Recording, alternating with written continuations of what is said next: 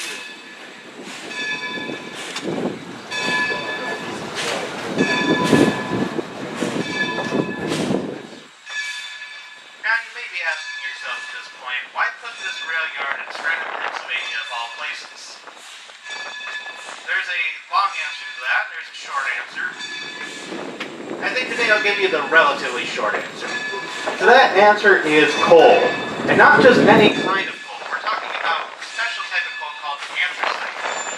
Anthracite, or hard coal, is about 86 to 97% pure carbon.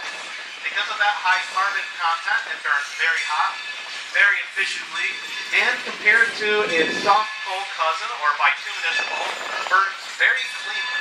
Doesn't produce a lot of soot, cinders, and ash.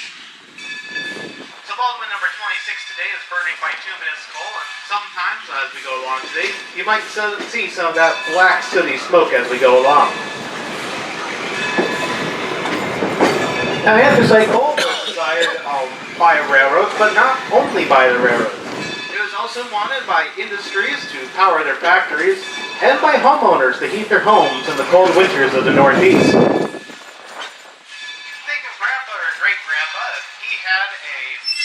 Coal burning furnace in his home, he was likely burning anthracite from this region.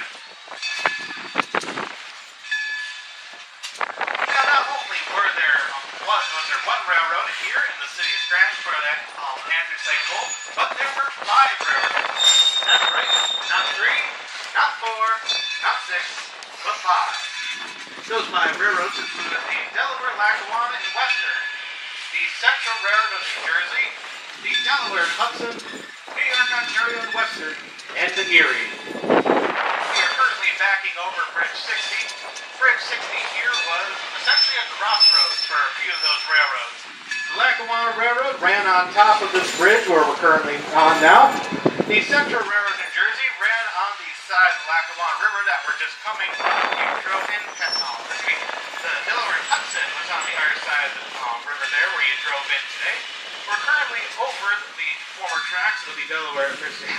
It's a morning, folks. The New Jersey Central, that New Jersey Central line is now a bike trail, and nearby were also connections to the New York, Ontario, and Western, and the Erie.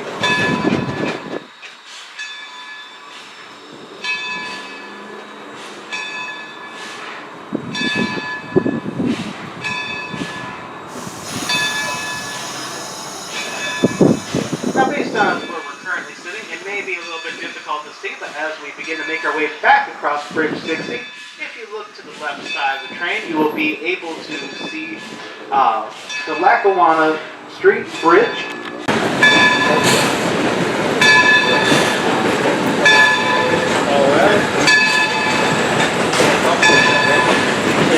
Coming up on the right side of the train, over the gondolas, you can kind of see a large, long building with many windows. Looks like it's multiple floors high and looks like it could be multiple rooms, but believe it or not, that's actually one room. This is the former erecting shop for the Delaware, Lackawanna, and Western, built in 1909. If there were any repairs that could not be done in the roundhouse, they would bring their locomotives here and make those major repairs, including changing out boiler tubes, creating new drive rods, building a new cab. And they had a crane in there that could lift the locomotive clean off its wheels from side to the side. Today it's owned by the Department of Defense and makes artillery shells. So don't worry folks, there's no gunpowder in there today.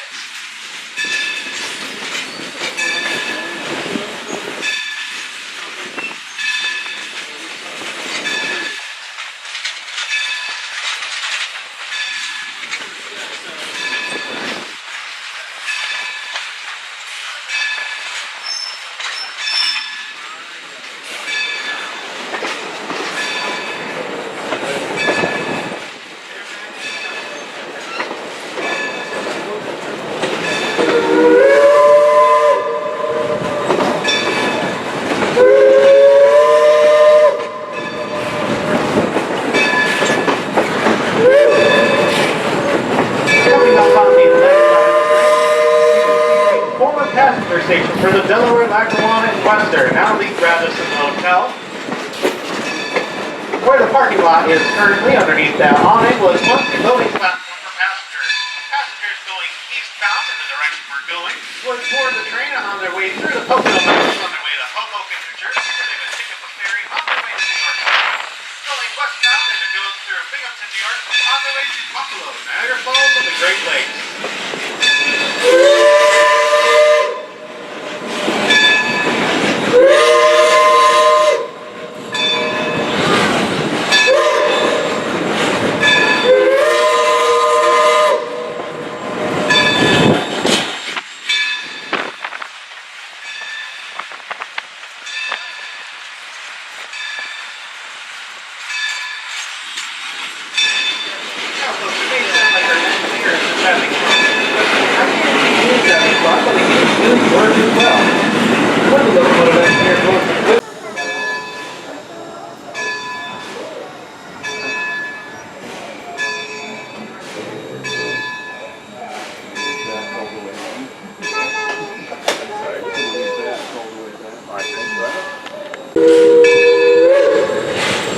Oh, so those two brothers.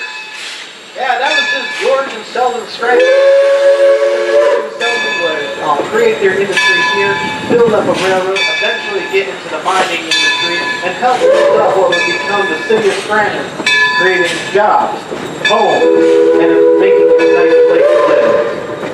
As we pass these gondola cars, if you look to your right and down below, you're going to see a concrete slab with iron railings. That there was the original site of the Scranton's first iron foundry.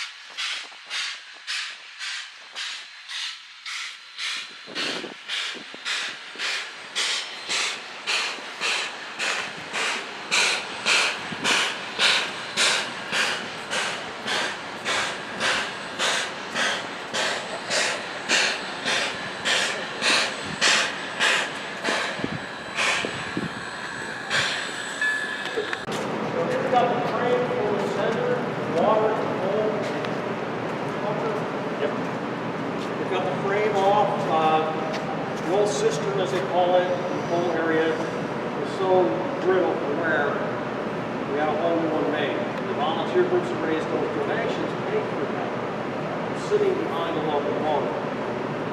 So we got it off the frame, now we're doing the framework. Minor repairs might be needed completed. It might be a little more than that. So the engine frame and the boiler, the outer box is up here. We have a new crown sheet for the top. We've got to line up all the holes, drill new holes in the inner sheet, roll the stay bolts. This will have well over 1,200 stay bolts in it. See how many volunteers we get to do the riveting work. Not many, I'll That's bet. quite the process. That's loud.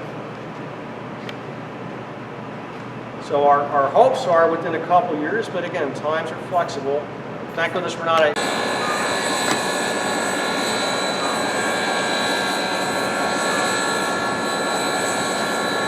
Start seeing the integration of the better technology, the Westinghouse brake, upgrading into a newer brake system that we see today with disc brake now on our trains, passenger trains at least. And starting to see it on freight as well. End of train devices, roller bearings, hot box detectors alongside of the train. The boost, the train crews started shrinking in the 70s and 80s. Right. Cabooses were left by the wayside. You know, now it's just a conductor and an engine. Yeah. So we're not going to have anything that's here. Some full trips are just. Are they taking their time to fix the washout, or not planning to? I hope so. They put engines on the other side. And they have a nice run. They have four. Not bad. I wouldn't mind Yeah. taking a longer out this way.